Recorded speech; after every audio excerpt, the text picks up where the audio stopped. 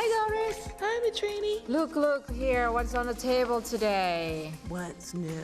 So I got LA Times. I work on my computer and started browsing the internet, and I got some of the news. So LA Times saying that city markets in food desert, no quick cure for obesity. That's what the study says. Wow. And I found out from Newsmax Health, Michelle Obama's $500 million obesity campaign is a failure. In February, in a new study that says that the 3-year initiative is simply not working, the National Journal reports, according to a report published in the February issue of Health Affairs, the Healthy Food Financing Initiative, which funds stores in deprived neighborhoods that will stock fresh, affordable fruits and vegetables, has not led to improvements in residents' diets or overall health. So I think we need to do some new things in Philly. So do you think that Philly have a problem with the food desert? I think Philly has a problem with food deserts. I think Philly has a problem with obesity, and I think we need to do some new things. Oh, I know something. I have a friend of mine in South Philly. He's doing something cool. They call it Food Heritage Program. Wow. Do you want to know more about it? About your background, how you come here in the United States, because we heard that you are coming from Indonesia. Yes, it's a long story, but to make the story short, I came to the state 15 years ago, and the purpose is to see snow, because Indonesia is all tropical. So The food. Okay, everybody loves food. Oh, everybody loves food. Yeah, I love so many different food. Yeah, from Philly cheesesteak into Korean, hummus, everything. I love food. Fish, meat, vegetable, and that's one thing that I see different with here. Like Indonesia, the parents, for example, like my mom, she really put time to cook and to make fresh food every day. Here we are at the Philadelphia Press Center, and we are talking with a lovely young man. Davis Rideout, yeah. And could you tell us who you are in this program and what is your role?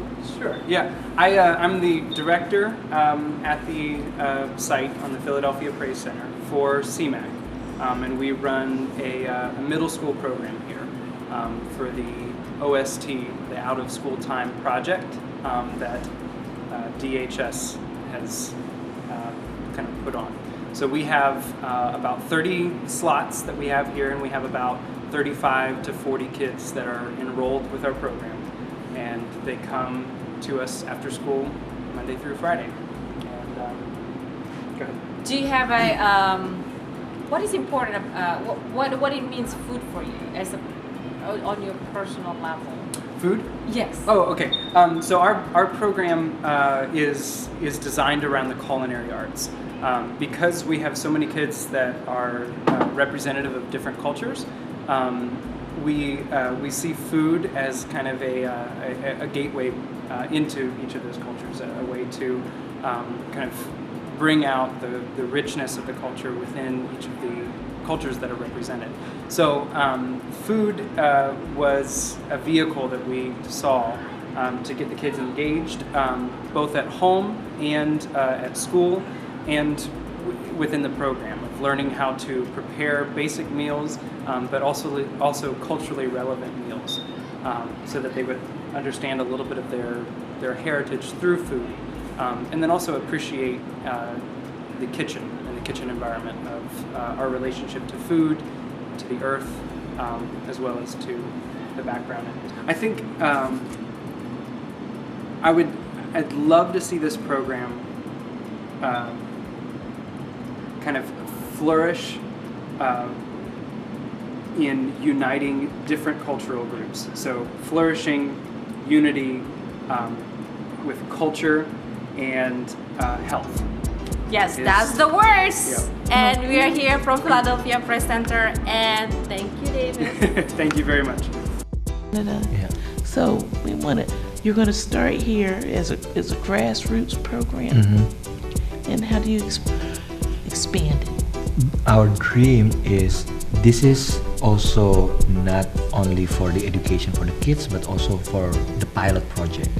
If this can become successful, at the end of this year, of this semester, all the kids will bring the recipe and make a book that they can give to their parents. That's Wonderful. one thing. Yeah.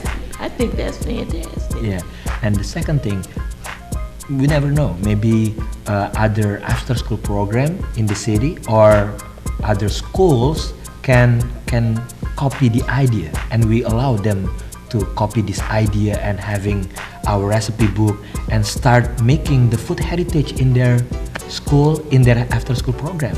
And we'll be glad to help them, maybe here in the state and also outside the United States. Fantastic. Yeah.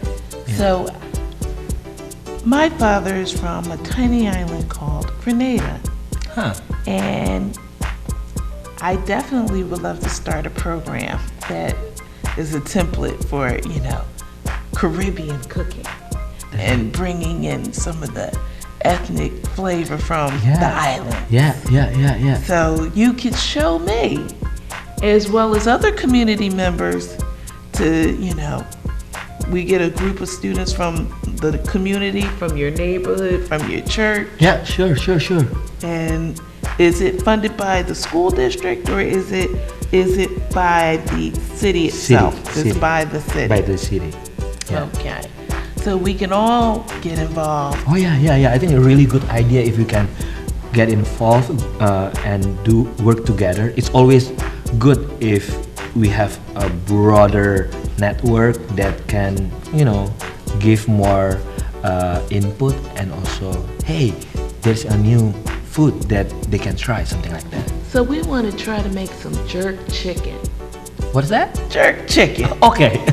From Jamaica.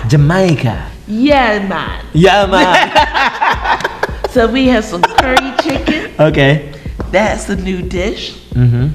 Some jerk chicken. Okay. And then that'll be our new recipes added into your recipe. I want to try that one. Okay. I want to try. Thank you very much, Father Aldo. Thank you very much. For coming over to Philly Camp, Yes. the International Divine Diva Kitchen Studio.